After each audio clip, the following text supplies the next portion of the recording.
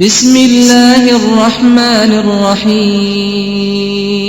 كم أهلكنا من القرون من بعد نوح وكفى بربك بذنوب عباده خبيرا بصيرا من كان يريد العاجلة عجلنا له فيها ما نشاء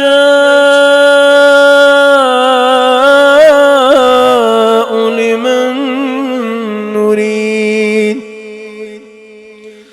ثم جعلنا له جهنم يصلاها مذموما مدحورا.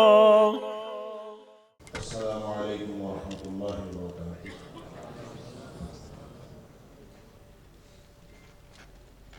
الحمد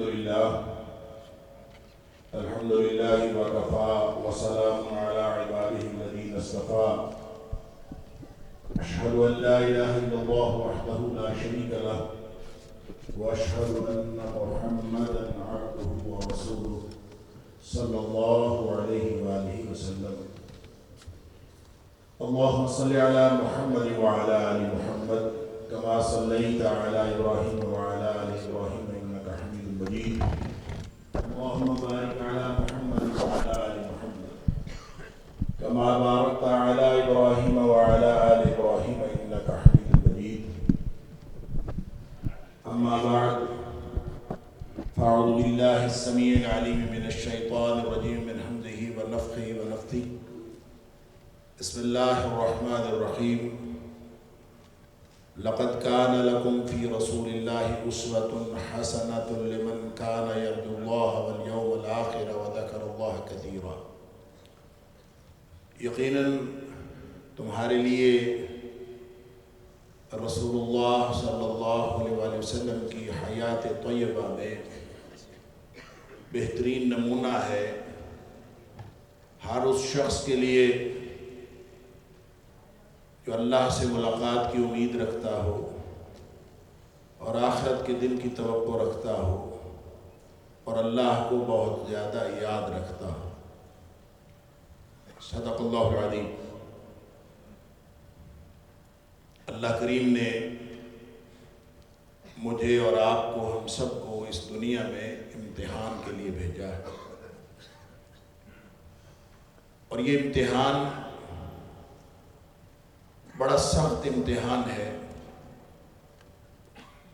ہمہ جہت اور ہمہ گیر امتحان ہے. شکر یہ ہوا، احسان رب کریم کا یہ ہوا کہ اس نے اس امتحان میں کامیابی کے لیے ہمیں طریقہ بھی بتا دیا. جس شخص کو اس امتحان میں کامیابی کی فکر ہو، جس شخص کو آخرت کی جواب دہی کی فکر ہو، جس شخص کو اللہ سے ملاقات کی امید ہو اور جس کو یقین ہو کہ مجھے لمحہ لمحہ کیے گئے تمام اعمال کے اور تمام زندگی کے ہر لمحے کا جواب دینا ہے اللہ کے سامنے، اس کو تو فکر لاحق ہوتی ہے کہ میں اس امتحان میں کیسے کامیاب ہوں. لہذا فرمایا کہ جس کو آخرت کی جواب دہی کی فکر ہے اس کے لیے اس امتحان میں کامیابی کا نمونہ، آئیڈیل اور ماڈل نبی اکرم صلی اللہ علیہ وسلم کی حیات طیبہ ہے. ان کو دیکھ لیجئے، آپ جس طرح سے زندگی گزارتے ہیں اسی طرح کی زندگی گزارنے کی کوشش کر لیجئے اور نبی کریم صلی اللہ علیہ وسلم کے احکام پر عمل کرنے کی کوشش کر لیجئے.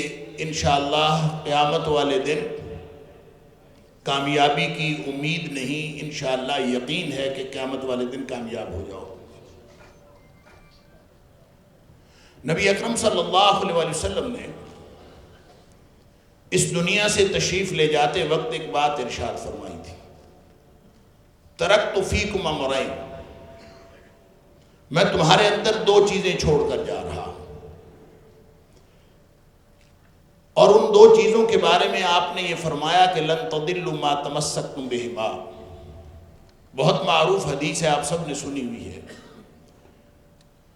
کہ تم ہرگز گمراہ نہیں ہوگے جب تک تم ان دو چیزوں سے چمٹے رہو گے، ان سے جڑے رہو گے تو ہرگز گمراہ نہیں ہوگے۔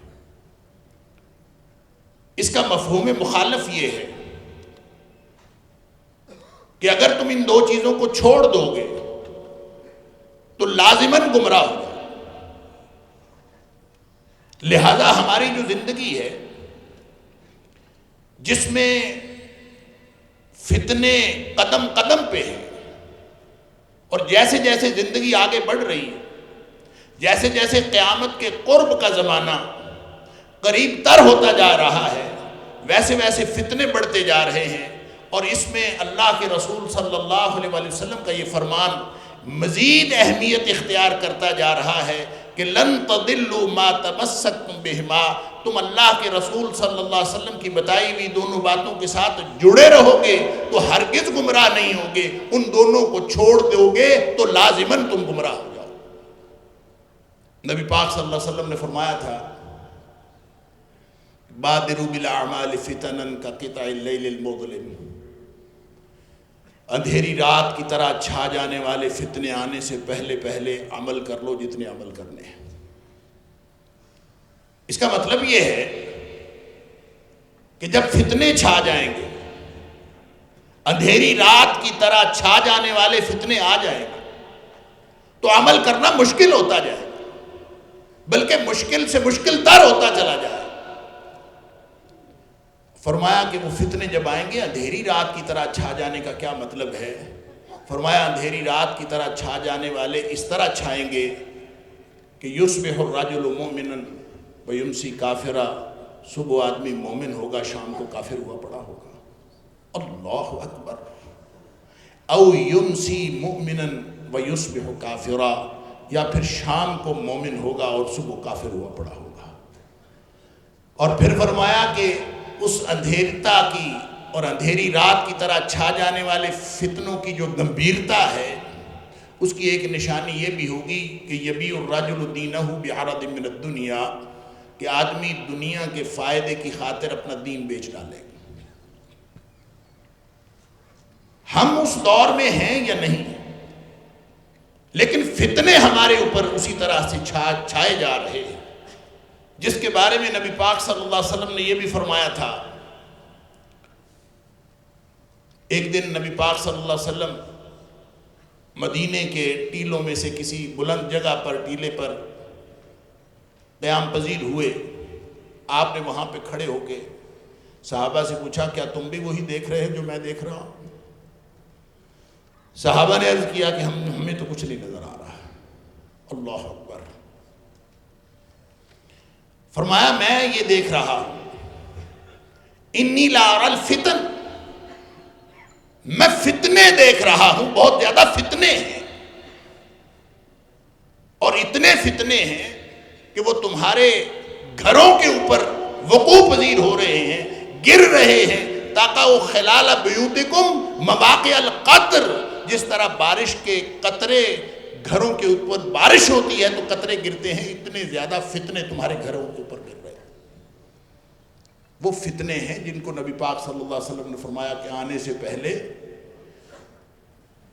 عمل کر لو جلدی جلدی۔ لیکن ہمیں کیا ہے؟ ہم تو ٹھیک ہیں، ہم تو مومن ہیں، ہم تو اسلام پر چلنے والے ہیں، ہم تو اللہ اور اس کے رسول صلی اللہ علیہ وسلم کی امت ہیں، اللہ کے رسول صلی اللہ علیہ وسلم کی امت ہیں، اور اللہ اور اس کے رسول صلی اللہ علیہ وسلم کی اطاعت اور فرما برداری کا دم بھرنے والے ہیں۔ لہذا ہمیں کیا ہے؟ ہمیں تو کوئی مسئلہ نہیں۔ وہ رئیس امروہوی نے ایک قطعہ لکھا ہے، وہ کہتا ہے کہ کہنے لگے کہ ہم کو تباہی کا غم نہیں، میں نے کہا وجہ تباہی یہی تو ہے، ہمیں پتہ ہی نہیں کیا ہوا۔ کہنے لگے کہ ہم کو تباہی کا غم نہیں، میں نے کہا وجہ تباہی یہی تو ہے، ہم لوگ ہیں عذاب الہی سے بے خبر، اے بے خبر عذاب الہی یہی تو ہے. ہمیں پتہ ہی نہیں. ہم فتنوں کا شکار ہو چکے ہیں, ہمیں علم نہیں. ہماری دانش کام کر رہی ہے, ہماری عقل کام کر رہی ہے. ہم زیادہ لاجک کے ساتھ بات کرتے ہیں. یہ لاجیکل اینڈ سائنٹیفک پازیٹیوزم کی صدی ہے, اور ہم دھڑلے سے کہتے ہیں کہ یہ منطقی اور سائنسی اثباتیت کی صدی ہے. وہ زمانہ گزر گیا جب ارتقائی حیاتیات ہوا کرتی تھی, جب فلسفیانہ تجربیت ہوا کرتی تھی. وہ صدیاں بیت گئیں. یہ لاجیکل اینڈ سائنٹیفک پازیٹیوزم کی صدی ہے. میں ہر بات کی لاجک سمجھتا ہوں, میں ہر بات کی لاجک جانتا ہوں, میں ہر بات کی لاجک مانگتا ہوں. لہٰذا میرے ساتھ دین کی بات کرنی ہے تو لاجک کے ساتھ کریں. اور سمجھتا میں یہ ہوں کہ میں کسی فتنے کا شکار نہیں ہوں. اس سے بڑا فتنہ بھی کوئی ہوگا؟ اللہ اکبر. آدمی فتنے میں ہو, فتنے میں ڈوب چکا ہو اور اس کو احساس نہ ہو کہ میں فتنے میں ہوں. اللہ اکبر. کر میں کیا رہا ہوں؟ دین پڑھ رہا ہوں؟ نہیں. میں آکسفورڈ کا نصاب پڑھ رہا ہوں, میں یونیورسٹیوں کے اندر پڑھ رہا ہوں, میں میتھمیٹکس کافروں کی لکھی پڑھ رہا ہوں, میں الجبرا ان کا پڑھ رہا ہوں, میں کیمسٹری ان کی پڑھ رہا ہوں, میں سائنس ان کی پڑھ رہا ہوں, فلسفہ اور منطق ان کی پڑھ رہا ہوں, اور ادارے بھی وہ جو انہوں نے بنائے وہ پڑھ رہا ہوں. اور پھر میں سمجھتا ہوں کہ میں کسی فتنے کا شکار نہ ہوں. اس سے بڑی خود فریبی اور کوئی نہیں ہو سکتی. وہ اقبال نے کہا تھا کہ گلا تو گھونٹ دیا اہل مدرسہ نے تیرا, کہاں سے آئے صدا لا الہ الا اللہ. لیکن میرے لا الہ الا اللہ کی صدا آتی ہے. ہم لا الہ الا اللہ پڑھتے ہیں, لیکن لا الہ الا اللہ پڑھتے ہوئے اتنے شکوک و شبہات کا شکار ہیں, اتنے تردد کا شکار ہیں کہ ہم دین کو, وہ جو اصل دین تھا جس کے بارے میں نبی پاک صلی اللہ علیہ وسلم نے فرمایا تھا کہ 2 چیزیں تم میں چھوڑ کے جا رہا ہوں, ترکت فیکم امرین لن تضلوا ما تمسکتم بہما. وہ جو 2 چیزوں کے بارے میں گارنٹی دی تھی کہ تم کسی صورت گمراہ نہیں ہوگے اگر ان دونوں چیزیں چمٹے رہو گے, مجھے تو یہ بھی نہیں معلوم کہ وہ جو دے کے گئے تھے اس کی اصلیت کہاں ہے, وہ اصل کہاں ہے. میں تو اسی کے بارے میں سوال کرتا ہوں.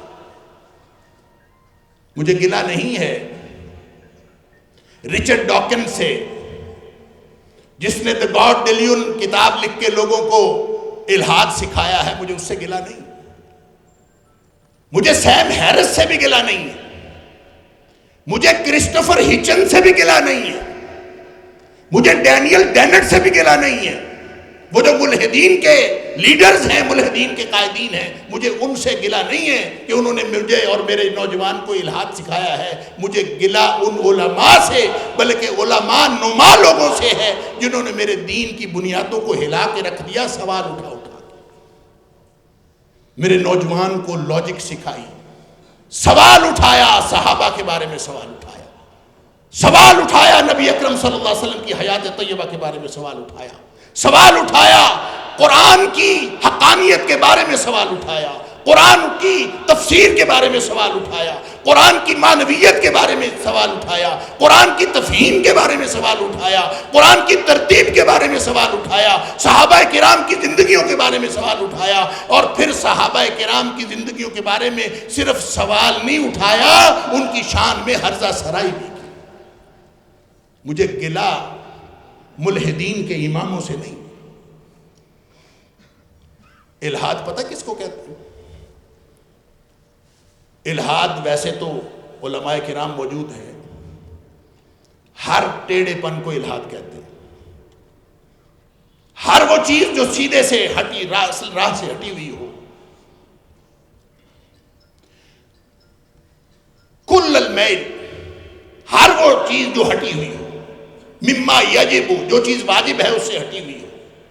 اعتقادہ او عملہ, چاہے وہ عقیدے کے اعتبار سے ہو, چاہے وہ عمل سے اعتبار ہو, اصل چیز سے جو چیز ہٹی ہوئی ہے وہ الہاد ہے. لیکن ہر گناہ الہاد نہیں ہوتا. بچے نے نماز نہیں پڑھی, یہ الہاد نہیں ہے. میرا نوجوان نماز نہ پڑھتا ہو, یہ الہاد نہیں تھا. میرا نوجوان روزے میں کوتاہی کرتا ہو یہ الحاد نہیں تھا. میرا نوجوان والدین کی عزت کرنے میں کوتاہی کرتا ہو یہ الحاد نہیں تھا. میرا نوجوان خدمت خلق میں کوتاہی کرتا ہو یہ الحاد نہیں تھا.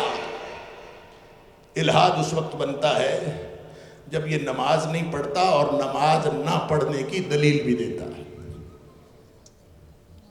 جب یہ والدین کی عزت نہیں کرتا اور والدین کی عزت نہ کرنے کی دلیل بھی دیتا اور پھر اپنے آپ کو سیانہ بھی سمجھتا ہے, اپنے آپ کو عقل مند سمجھتا ہے. اس کو کوئی والد, کوئی بڑا, کوئی استاد اس کو کوئی نصیحت کی بات کرے, کوئی ہدایت کی بات کرے, وہ آگے سے لاجک مانگتا ہے. وہ کہتا ہے یہ لاجک کی صدی ہے, یہ منطق کی صدی ہے. لاجک کیا بنتی ہے مجھے بتاؤ تو صحیح. اگر لاجک ہے تو میں تیری بات ماننے کے لیے تیار ہوں, لاجک نہیں ہے تو میں تیری بات ماننے کے لیے تیار نہیں. ہر وہ گناہ, سمجھ لیجئے میرے نوجوان بیٹھے, ہر وہ گناہ جس کے پیچھے فکری دلیل موجود ہو, گناہ بھی کرے اور ساتھ گناہ کرنے کی دلیل بھی دے, یہی تو الحاد ہے. لہذا میرے معاشرے کے اندر, میرے مدرسے میں بچہ آتا تو میں اس کو قرآن پڑھا کے, نبی پاک صلی اللہ علیہ وسلم کی سیرت پڑھا کے, نبی پاک صلی اللہ علیہ وسلم کے فرامین سے جوڑ کے اس کا الحاد ختم کر سکتا تھا. لیکن یہ جن اداروں میں, کتنے مدرسوں میں پڑھتے ہیں, کتنے لوگ, کتنی پرسنٹیج ہے مدرسے میں پڑھنے والوں کی اور کتنی پرسنٹیج ہے یونیورسٹیوں میں پڑھنے والوں کی. اللہ, جو گناہ بھی کرتے ہیں ساتھ گناہ کرنے کی دلیل بھی دیتے ہیں کیونکہ ان کے پاس دلیل موجود ہے. اور جو آدمی دلیل دیتا ہے نا, قرآن نے بڑی دفعہ کہا فَلَا تَكُونَنَّ مِنَ الْمُمْتَرِينَ, شک نہ کرنا, کیونکہ شک ہو گیا نا. شک بھی کس بات میں؟ اللہ کے قرآن میں شک, نبی کریم صلی اللہ علیہ وسلم کی ذات میں شک. سن لیجئے, نبی اکرم صلی اللہ علیہ وسلم کی حیات طیبہ اور اللہ کا قرآن, یہ دو چیزیں ایسی ہیں جو حق ہیں, اور جو حق ہوتا ہے وہ آپ اپنا ثبوت ہوتا ہے. حق کو ثابت کرنے کے لیے کسی خارجی دلیل کی ضرورت نہیں ہوتی. جس کو شک ہو قرآن کے بارے میں وہ قرآن پڑھے تو قرآن شکوک و شبہات دور کرتا ہے, اور جس کو نبی اکرم صلی اللہ علیہ وسلم کی ذات کے بارے میں شک ہو نبی پاک صلی اللہ علیہ وسلم کی سیرت پڑھے, آپ کی حیات طیبہ کا مطالعہ کرے. نبی پاک صلی اللہ علیہ وسلم کی حیات طیبہ اس کے شکوک و شبہات دور کرنے کے لیے کافی ہے. لیکن پڑھے تو ہے نا. پھر اقبال یاد آیا. اقبال کہتا ہے اگرچہ مکتب کا جواں زندہ نظر آتا ہے, اگرچہ مکتب کا جواں زندہ نظر آتا ہے, مردہ ہے مانگ کے لایا ہے فرنگی سے نفس. یہ جو سانس چل رہی ہے نا نوجوان کی, یہ تو مانگے تانگے کی سانس ہے, اس کی اپنی ہے ہی نہیں. یہ لایا ہے مغرب سے, لایا ہے تو ان سے پڑھ کے, ان کی کتابیں پڑھ کے, سارا کچھ وہ پڑھ کے, جس کا تعلق اللہ کے اس حق کے ساتھ نہیں ہے. هو الذی ارسل رسولہ بالہدی ودین الحق, جو حق بھیجا تھا اللہ نے. اور حق میں جس کو شک ہو گیا نا, حق میں جس کو شک ہو گیا, قرآن کہتا ہے وہ گمراہی سے بچ سکتا ہی نہیں. جس نے سوال اٹھا دیا, یہ جو بڑے بڑے علماء نما, میں نے پہلے بھی عرض کیا, جو بڑے بڑے علماء نما جو شکوک و شبہات کی باتیں نوجوان کے ذہن میں ڈال رہے ہیں, یہ قیامت والے دن کیسے بچیں گے؟ کہ قرآن کہتا ہے فَمَاذَا بَعْدَ الْحَقِّ إِلَّا الضَّلَالِ, جس کو حق میں شک ہو گیا وہ گمراہی سے کیسے بچ سکتا ہے؟ اس لیے کہ حق کے بعد ایک قدم آگے بڑھا تو وہ گمراہی میں پڑا. فَمَاذَا بَعْدَ الْحَقِّ إِلَّا الضَّلَالِ, حق کے بعد گمراہی ہوا کرتی ہے. لہٰذا کوئی لاجک کے نام پر بات کرے, کوئی تاریخ کو بنیاد بنا کر بات کرے, جو اپنے آپ کو تاریخ کا ماہر کہے, جو اپنے آپ کو اسناد کا ماہر کہے، جو اپنے آپ کو کسی بھی چیز کا ماہر قرار دے کر، دین کا ماہر قرار دے کر، جو نوجوان نسل کے ذہن میں قرآن اور نبی پاک صلی اللہ علیہ وسلم کی ذات کے بارے میں اگر سوال اٹھاتا ہے، دین کی مسلمات کے بارے میں سوال اٹھاتا ہے، اس سے بڑا ملحدین کا قائد اور کوئی ہو نہیں سکتا۔ یہ ہے وہ بڑا الہاد۔ یہ الہاد رچرڈ ڈاکنز نے پیدا نہیں کیا، اس نے جو بکواس کی وہ تو کی، لیکن میرے نوجوان کو گمراہ اس نے نہیں کیا۔ میرے نوجوان کو گمراہ میں نے سوالات اٹھا اٹھا کے کیا ہے۔ کل کا بچہ چھوکرا اٹھتا ہے، ایک دن میں جمعہ پڑھا کے نکل رہا تھا، بچہ پوچھتا ہے مجھ سے، چھوٹا سا بچہ، ایسے میٹرک کا بچہ ہو، مجھے کہتا ہے سر جی حدیث تو 300 سال بعد لکھی گئی۔ میں کہا بیٹا کیا کرتے ہو؟ کہتا 9ویں کلاس میں پڑھتا ہوں۔ میں کہا پتر تینوں سوال سکھایا کن نے؟ ہم جو سوال سکھاتے ہیں، ہم اصل میں الہاد سکھاتے ہیں۔ الہاد کسی چیز کو نہ ماننا ہو تو فتنہ انکار حدیث الہاد کی سب سے بڑی قسم ہے۔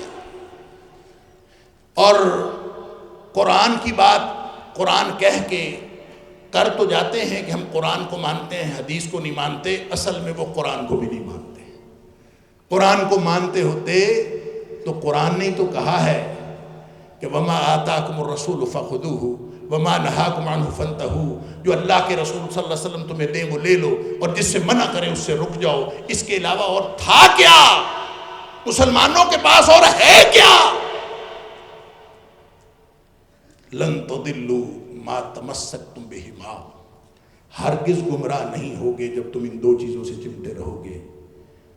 تو مفہوم مخالف کیا ہے؟ لازماً گمراہ ہو جاؤ گے جب ان دو چیزوں کو چھوڑ دو گے، کتاب اللہ و سنتی، اللہ کی کتاب اور میری سنت۔ اللہ اکبر۔ پڑھانا کس نے تھا؟ سکھانا کس نے تھا؟ تعلیم والوں نے۔ وہ حدیث جس میں نبی کریم صلی اللہ علیہ وسلم نے قرب قیامت کا تذکرہ فرمایا، آپ نے فرمایا ان من اقتراب الساعہ، قرب قیامت کے نشانیوں میں سے ایک نشانی یہ بھی ہے کہ ان تودع الخیار وترفع الاشرار، بدترین لوگ اوپر چلے جائیں گے اور جو بہترین لوگ ہیں وہ معاشرے میں نکو بنا دیے جائیں گے۔ یہ پتہ نہیں کہاں سے لاجک آئے گی، کوئی لاجک ہوگی نا، کچھ ہوا ہوگا نا، کسی نے کچھ کیا ہوگا نا، پھر ہی ایسا ہوا ہوگا کہ بدترین لوگ اوپر چلے گئے، بہترین لوگ نیچے آ گئے۔ وَيُفْتَحَ الْقَوْلُ وَيُخْزَنَ الْعَمَلُ، اس دور میں باتیں کرنے والے بہت ہوں گے، جس سے مرضی تقریر کروا، میں بھی تو تقریر ہی کر رہا ہوں۔ یفتح القول ویخزن العمل، تقریریں، جلسے، conferences, YouTube channels, Facebook page, social media, electronic media. یفتح القول، ہر بندے کا دل کرتا ہے مجھے سنو، ہر بندہ کہتا ہے مجھے سنو، اس لیے کہ سنانا سوکھا ہے، عمل کرنا اوکھا ہے۔ مجھے سنو، یخزن العمل، اور عمل سکڑ جائے گا۔ عمل کوئی نہیں، کون کتنا عمل کرتا ہے اللہ اکبر، اللہ کو معلوم ہے۔ ساتھ فرمایا وَتُقْرَى فِي الْقَوْمِ الْمُثَنَّاتِ، جس سے الہاد ختم ہونا تھا، جس سے بچنا تھا، جس کے ذریعے سے علاج ہونا تھا۔ یہ بھی سن لیجئے، ہم الہاد کا رد کرتے کرتے اتنے بڑے ہو گئے۔ الہاد ہر دور میں رہا ہے، اس کی کوئی دلیل نہیں ہوتی، الہاد کی دلیل نہیں ہوتی۔ یہ میں نہیں کہہ رہا، یہ اللہ کا قرآن کہہ رہا۔ الہاد کی کبھی کوئی دلیل نہیں ہوتی۔ قرآن کہتا ہے وَقَالُوا مَا هِيَ إِلَّا حَيَاتُنَا الدُّنْيَا نَمُوتُ وَنَحْيَا وَمَا يُهْلِكُنَا إِلَّا الدَّهْرُ، یہ ان کا موقف ہے، قرآن نے بتایا۔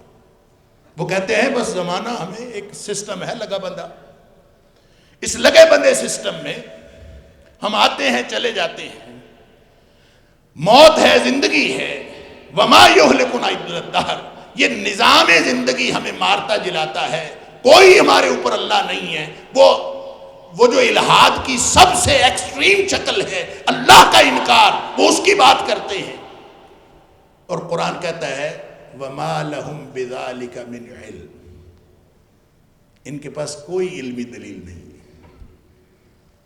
ان ہم الا یظنون، یہ تکے مار رہے ہیں، وہم و گمان، اٹکل پچو، بس ادھر ادھر کی باتیں۔ لہذا ہم جب اس کا رد کرتے ہیں نا، ہم ان کو اہمیت دے دیتے ہیں۔ رد نہیں کرنا، رد کرتے کرتے ہم نے بہت سارے دہریوں کو اہمیت دی، رد کرتے کرتے ہم نے بہت سارے ملحدین کے اماموں کو اہمیت دی، رد کرتے کرتے ہم نے بہت سارے منکرین صحابہ کو اہمیت دی، رد کرتے کرتے ہم نے بڑے بڑے جلسوں میں ان کا نام لے لے کے ہم نے ان کو اہمیت دے دی۔ رد نہیں کرنا، علاج کرنا، رد نہیں کرنا، علاج۔ اور علاج دلائل سے نہیں ہوتا، کیونکہ ان کے پاس تو دلائل ہے ہی نہیں، دلائل کا جواب دلائل سے ہوتا ہے۔ قرآن نے کہا ان کے پاس دلائل نہیں ہے، انہم الا یظنون۔ تاریخ کا ہر دہریہ، تاریخ کا ہر ملحد وہ صرف تکے مارتا ہے، کوئی ادھر سے بات پکڑ لی، کوئی ادھر سے بات پکڑ لی، اور اس کو وہ لاجک کہہ کے وہ پیش کرتا ہے، حقیقت میں اس کے پاس کوئی علم نہیں ہوتا۔ وما لہم بذالک من علم، ککھ بھی علم ان کے پاس نہیں ہوتا، انہم الا یظنون، وہم و گمان، اپنے خیالات ادھر ادھر کر کے پیش کر کے بس۔ تو رد نہیں کرنا، علاج کرنا ہے۔ تو علاج کیسے ہوتا ہے؟ علاج وہی ہے لن تضلوا ما تمسکتم بہما، اللہ کا قرآن پڑھنے کو دو گے تو علاج ہوگا، نبی کریم صلی اللہ علیہ وسلم سے جوڑو گے تو ان کا علاج ہوگا، یہ علاج۔ لہذا جو پڑھا پڑھایا جا رہا ہے اس دور میں، جب بدترین لوگ اوپر چلے گئے، بہترین لوگ نیچے آ گئے، نکو بنا دیے گئے، باتیں بہت ہو گئیں، ہر شخص تقریر کرنے پر تلا ہوا ہے، عمل سکڑ گیا، تو فرمایا اس دور میں جو پڑھا پڑھایا جا رہا ہوگا وہ مسنات ہوگی، وَلَيْسَ فِيهِمْ أَحَدٌ يُنْكِرُهَا، ان میں سے کوئی ایک آدمی بھی ایسا نہیں ہوگا جو اٹھ کے اس کی تنکیر ہی کر دے، یہ کہہ دے یہ کیا پڑھ رہے ہو۔ اللہ اکبر۔ صحابی پوچھتا ہے مل مسنات یا رسول اللہ صلی اللہ علیہ وسلم، اللہ کے رسول کیا پڑھا پڑھایا جا رہا ہوگا؟ فرمایا التی کتبت سوا کتاب اللہ، ہر وہ چیز مسنات ہے جو وحی الہی کے علاوہ لکھی لکھائی پڑھی پڑھائی جا رہی ہے، وہ ساری مسنات۔ تو مغرب نے اور تو کچھ نہیں کیا، انہوں نے ہمارے ساتھ کوئی ظلم نہیں کیا، بڑا کوئی لمبا چوڑا منصوبہ نہیں بنایا، بس اتنا سا کام کیا ہے۔ یہ سارے علوم، یہ کیمسٹری، یہ فزکس، یہ بیسک سائنسز، یہ میٹیریل سائنسز، یہ سارے علوم ہمارے تھے، انہوں نے صرف یہ کیا ہے کہ اس میں سے خدا کا تصور مائنس کر دیا۔ وہی علوم پڑھو لیکن اللہ کے تصور کے بغیر پڑھو، حالانکہ ہر علم وحی الہی کی طرف رہنمائی کرنے والا علم ہے، انہوں نے صرف اتنا کیا ہے، اس میں سے وہ خارج کر دیا ہے۔ پڑھنا پڑھانا تھا، علاج اللہ کے قرآن سے ہونا تھا، علاج اللہ کے رسول صلی اللہ علیہ وسلم کے فرامین سے ہونا تھا، اس سے ہم نے ان کو دور کر دیا۔ پڑھا پڑھایا تو مغرب کے مدرسوں میں پڑھایا، مغربی کلچر میں پڑھایا، مغربی نصاب پڑھایا، اور پھر امید رکھتے ہیں کہ ہم الہاد کا رد کر دیں گے۔ میں نے عرض کیا الہاد کا رد ویسے ہی درست نہیں ہے، رد دلیل کا دلیل کے ساتھ ہوتا ہے، جو اٹکل پچو ہو اس کا علاج ہوتا ہے، اس کا رد نہیں ہوتا۔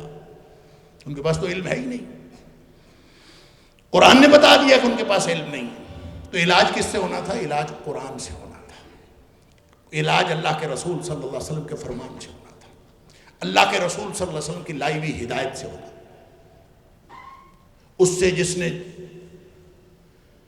وہ حذیفہ بن یمان رضی اللہ تعالیٰ عنہ والی حدیث سنی ہوئی ہے آپ نے، لمبی حدیث ہے جس میں آپ شر کے بارے میں سوال کیا کرتے ہیں. اس میں بس صرف ایک پہلو عرض کرنا چاہتا ہوں کہ نبی اکرم صلی اللہ علیہ وسلم سے جب انہوں نے پوچھا اللہ کے رسول صلی اللہ علیہ وسلم ہم شر میں تھے، آپ تشریف لائے، خیر آ گیا، کیا اس خیر کے بعد شر ہے؟ فرمایا ہے. کیا اس کی خیر، اس شر کے بعد خیر ہے؟ فرمایا ہے. وفیہ دخن، خیر تو ہے لیکن اس میں دخن ہے، دھواں ہے، دھندلکا ہے، کنفیوژن ہے، ابہام ہے، ایگنوسٹسزم ہے، تشکیک ہے، الہاد ہے. فیہ دخن. اللہ کے رسول صلی اللہ علیہ وسلم خیر اور دخن اس میں کیسے؟ کنفیوژن کیا، ابہام کیا، پیچیدگی کیا؟ تو نبی اکرم صلی اللہ علیہ وسلم ما دخن یا رسول اللہ صلی اللہ علیہ وسلم، اللہ کے رسول جب خیر کا دور ہے تو پھر دخن کیا ہے؟ فرمایا سن لیجئے دخن کیا ہے. جس سے علاج ہونا تھا، جس سے علاج ہونا تھا وہ نہیں ہے. فرمایا کیا ہے؟ آئمۃ یہدون. دخن سن لیجئے، مجھے نہیں پتا کہ ہم دخن والے خیر میں ہیں آج کل یا اس کے بعد آنے والے شر میں ہیں، یہ اللہ کو معلوم ہے. اگر اس کے بعد آنے والا شر ہے تو اس کے بارے میں تو نبی کریم صلی اللہ علیہ وسلم نے فرمایا دعات الی ابواب جہنم، لوگ جہنم کے دروازوں کی طرف بلا رہے ہوں گے. من اجابہم الیہا قذفوہ فیہا، جو ان کی دعوت پر لبیک کہے گا وہ اس کو جہنم میں پھینک دیں گے. میں نے عرض کیا مجھے رچرڈ ڈاکنز سے اور سیم ہیرس سے اور ڈینیل ڈینٹ سے گلہ نہیں ہے، کرسٹوفر ہچن سے گلہ نہیں ہے، مجھے ان علماء نما لوگوں سے گلہ ہے جنہوں نے میرے نوجوان کے ذہن میں سوال اٹھا کے، حق کے بارے میں سوال اٹھا کے ان کو گمراہی کا شکار کر دیا. اللہ اکبر. فرمایا آئمۃ یہدون. دخن یہ ہے کہ اس دور میں پیشوا پیشوائیاں کر رہے ہوں گے، مقررین تقریریں کر رہے ہوں گے، ہدایت کا کام جاری ہوگا، لوگ لوگوں کی رہنمائی کر رہے ہوں گے. آئمۃ یہدون. ہدایت کا کام تو جاری ہوگا بغیر ہدی، لیکن وہ میری لائی ہوئی ہدایت نہیں ہوگی. جس سے علاج ہونا تھا وہ نہیں ہے، باقی سارا کچھ ہے. لہذا سن لیجئے، اگر اپنے آپ نے نوجوان کا اور اپنے معاشرے کے اندر پھیلے ہوئے الہاد کا علاج کرنا ہے، رد تو کرنا ہی نہیں. رد ہمارا مقصد نہیں، رد ہمارا فوکس نہیں، اس لیے کہ رد دلیل کا ہوتا ہے جس کی دلیل ہی کوئی نہیں. وَمَا لَهُمْ بِذَلِكَ مِنْ عِلْمٍ إِنْ هُمْ إِلَّا يَظُنُّونَ. اور فَمَاذَا بَعْدَ الْحَقِّ إِلَّا الضَّلَالُ. یہ گمراہ جو گمراہی میں پڑ گئے، حق کو چھوڑ کر ان کو حق کی طرف لانا ہے تو لن تضلوا ما تمسکتم بہما، ان دونوں کے ساتھ جوڑو گے تو آپ بچا لو گے. لہذا یہ ٹول نبی اکرم صلی اللہ علیہ وسلم نے ہمیں عطا فرما دیا. قرآن سے اپنی نسل کو جوڑ دیجئے اور نبی کریم صلی اللہ علیہ وسلم کی سیرت سے جوڑ دیجئے. اگر اس آخرت کے امتحان میں پاس ہونا ہے تو اس کے علاوہ اور کوئی راستہ نہیں ہے. اللہ تعالیٰ مجھے اور آپ کو، ہم سب کو توفیق عطا فرمائے. وآخر دعوانا الحمدللہ رب العالمین.